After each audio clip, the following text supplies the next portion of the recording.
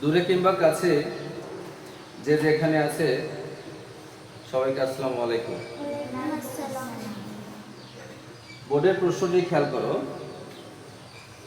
P এবং Q দুই ভাই, আর এবং এস হলো দুই বোন। পি এবং কিউ হচ্ছে দুই ভাই, আর এবং এস হচ্ছে দুই বোন। পি এর ছেলে হলো এস এর ভাই, আমি এখানে দেখাচ্ছি ডায়াগ্রামে। তাহলে সম্পর্কের খাতিরে কিউ আর এর কি হয়, এই হলো প্রশ্ন। প্রশ্নটাকে ভালো করে ফিল করলে বুঝতে পারতো। যেহেতু আমি করে দিচ্ছি সমাধান। দেখো,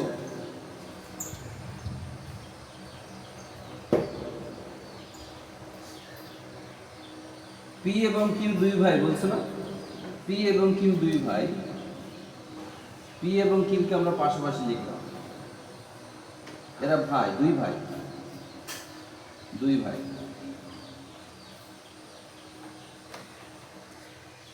বুঝতে পারছো? এবং আর এবং এস হচ্ছে দুই বোন, আর এবং এস হচ্ছে দুই বোন।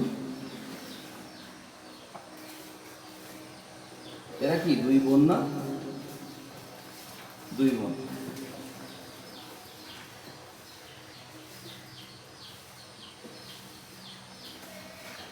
এবার প্রশ্নের আরেকটু সামনের দিকে যাও। পি এর ছেলে হলো এস এর ভাই।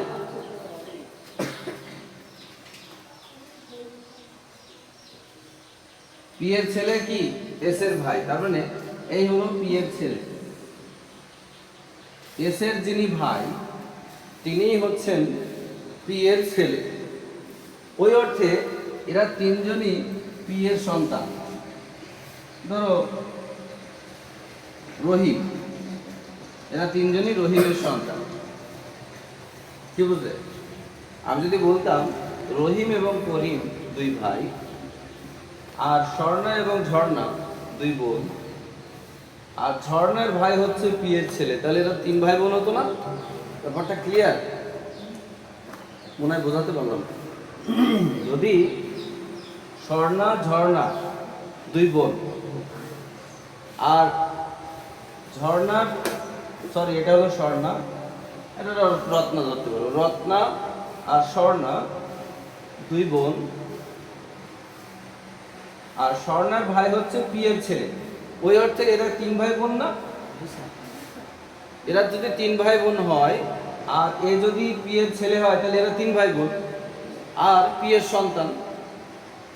তিনজনই পি এর সন্তান, মানে এক ছেলে দুই মেয়ে। তো এখন বলো, এরা হচ্ছে রহিম আর করিম। রহিম আর করিম ধরে নেওয়া যাক, রহিম আর করিম।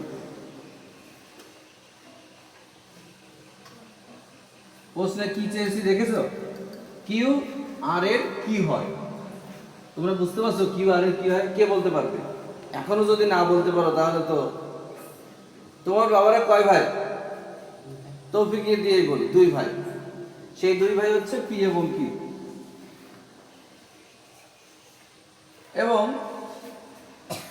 ধরো রশ্মি আর রজনী, রশ্মি আর রজনী, রশ্মি আর রজনী। কেন মামা হয় কি করে? চাচা। চাচাকে বললো, ভেরি গুড।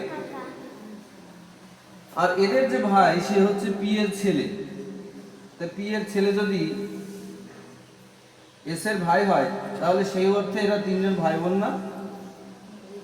আর এরা তো দুই ভাই, তাহলে এদের এই যে এদের তিনজনের কাছেই তো এ চাচা, এদের তিনজনের কাছে জন্য তো ইনি চাচা। তাহলে কিউ আর এরও চাচা, এস এরও চাচা, ও এই ছেলেটারও চাচা। তাহলে উত্তর কি? চাচা। উত্তর হলো চাচা বা আঙ্কেল। চাচা। উত্তর হলো কি?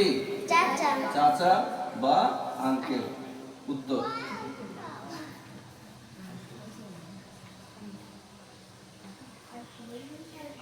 এটি তোমাদের কাছে সাধারণ প্রশ্ন মনে হতে পারে, বাট এটি হলো বিসিএস এর 44তম নিবন্ধন পরীক্ষায় এসেছিল। বিসিএস এর 44তম পরীক্ষায় এসেছিল।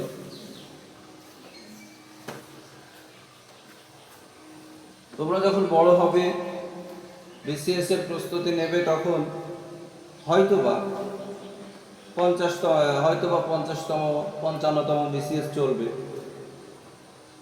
অথবা 60তম চলবে। তো এই যে পূর্বের যতগুলো প্রিলি আছে সবগুলোর সমাধান করতে হবে, তবেই তোমরা বিসিএস এ দিতে পারবে।